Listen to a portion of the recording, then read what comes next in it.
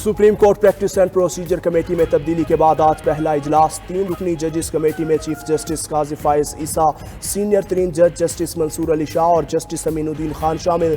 जजेस कमेटी में अगले अदालती हफ्ते के अहम केसेस समाअत के लिए ज़ेर गौर आएंगे। आइन के आर्टिकल 63A से मुतालिक फैसले के खिलाफ नजरसानी अपील मुकर्रर करने का मामला ज़ेर गौर आएगा। गुज़श्ता हफ्ते जजेस की अदम दस्तयाबी पर कमेटी इजलास 2 बार मुलतवी हुआ।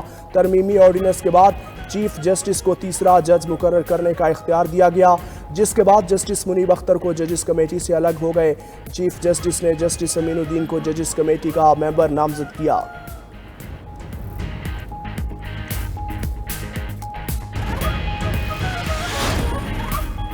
मखसूस नशिस्तों के मामले पर इलेक्शन कमीशन का 5वां इजलास शुरू। Chief election commissioner Sikandar Sultan Raja सदारत कर रहे हैं।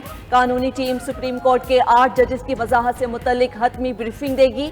मखसूस नशिस्तों से मुतल्लिक सुप्रीम कोर्ट के फैसले पर अमल दरामद पर गौर। ज़राए के मुताबिक कौमी और 3 सूबाई असम्बलियों के स्पीकर्स के खतूत का भी जायजा।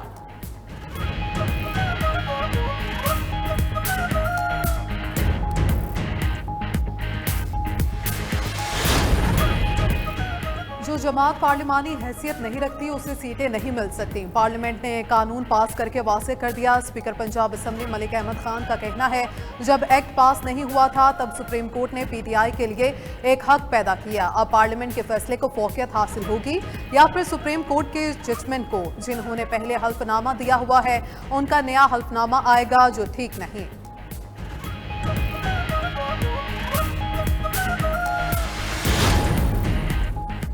वज़ीर-ए-आज़म शहबाज शरीफ आज लंदन से अमरीका जाएंगे। 27 सितंबर को अक़वाम मुत्तहिदा की जनरल असम्बली से खिताब शेड्यूल।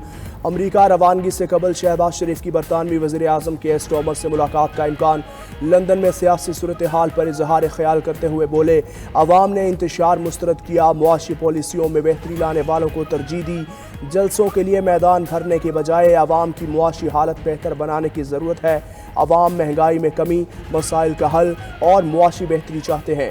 मुआशी चैलेंज और दहशतगर्दी से निमटने के लिए सबको मिलकर काम करना होगा।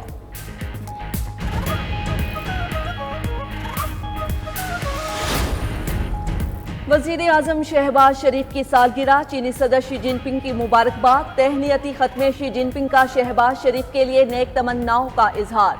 कहा, पाकिस्तान और चीन कठिन और अच्छे वक्तों के स्ट्रेटेजिक ताउन के शिराकतदार हैं। आगे भी पाक चीन स्ट्रेटेजिक ताउन के फरोग और CPEC की तामीर के लिए काम करने के ख्वाहां हैं।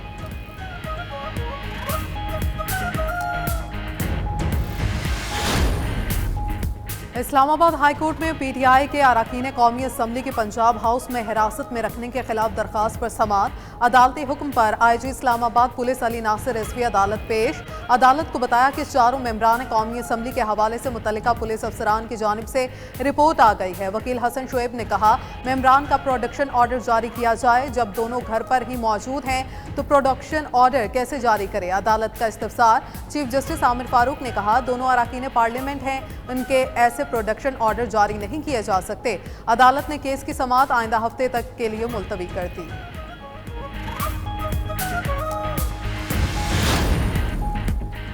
नहीं मांगते माफी, जो करना है कर लो।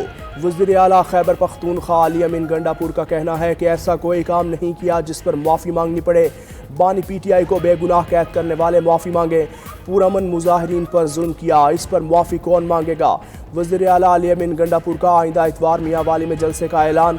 कहा, मियांवाली के बाद पिंडी में भी जलसा करेंगे, बताएंगे कि जलसा होता क्या है।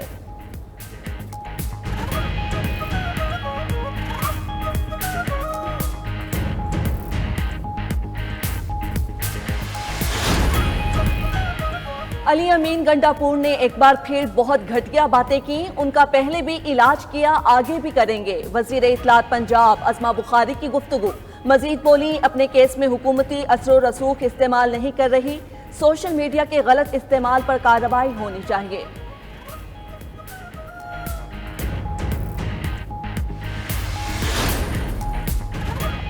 अस्मा बुखारी की जाली तस्वीर से मुतल्लिक केस लाहौर हाई कोर्ट का पेश ना होने पर DGFIA पर इजहार बरहमी। चीफ जस्टिस के इस्तफसार पर डेप्यूटी अटॉर्नी जनरल ने बताया कि DGFIA कॉन्फ्रेंस में शिरकत के लिए चीन गए हैं। अदालत ने जवाब दिया, DGFIA पेश होंगे तो उनसे केस और ट्रैवल बारे पूछेंगे। हमारे FIA ऑफिसर्स को आदत नहीं फील्ड में जाकर काम करने की। अदालत ने DFIA को 30 सितंबर को दोबारा तलब कर लिया।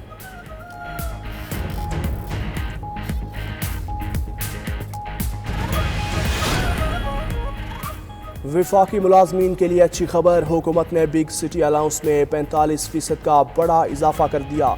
6 बड़े शहरों के लिए ग्रेड 1 और 2 के मुलाजमीन का हाउस रेंट 10,192 रुपये मुकर्रर। ग्रेड 7 से 10 के मुलाजमीन को 23,784 रुपये मिलेंगे। 14 से 16 ग्रेड के मुलाजमीन को 45,073 रुपये और ग्रेड 17 से 18 के मुलाजमीन को 59,663 रुपये और ग्रेड 20 के मुलाजमीन का 99,615 रुपये और ग्रेड 21 के मुलाजमीन का 1,19,000 रुपये हाउस रेंट मुकर्रर।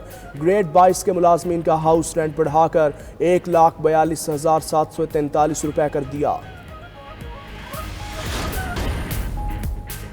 सिंध हाई कोर्ट में 10 से जायद लापता अफराद की बाजियाबी की दरखास्तों पर समाअत। जस्टिस नेमतुल्लाह फलपोटो की सरबराही में 2 रुकनी बेंच का 17 साला लड़की समेत दिगर शहरियों की बाजियाबी के लिए कार्रवाई जारी रखने का हुक्म। JITs और सूबाई टास्क फोर्स के इजलास करने की भी हिदायत। समाअत 4 हफ्तों के लिए मुलतवी।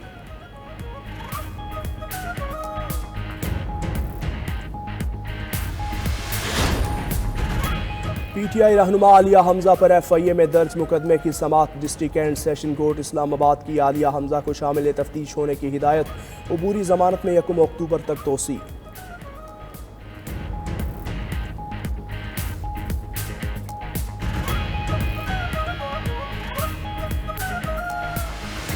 आमदनी 98 खर्चा रुपया। पंजाब की 4 बड़ी वेस्ट मैनेजमेंट कंपनीज कौमी खजाने पर बोझ बन गईं। फैसलाबाद, बहावलपुर, DG खान और मुल्तान की कंपनीज के सालाना अखराजात 100 करोड़ और कमाई सिर्फ 33 करोड़ रुपए। 92 न्यूज़ का प्रोग्राम खबर क्या है हकायक अवाम के सामने ले आया। मुल्तान में डिस्पोजल स्टेशंस की तामीर मुकम्मल हुए बगैर करोड़ों की अदायगियां। महकमा सेहत बलोचिस्तान ने सरकारी गाड़ियां वापस न करने वाले अफसरान पर मुकदमात दर्ज कराने का फैसला कर लिया।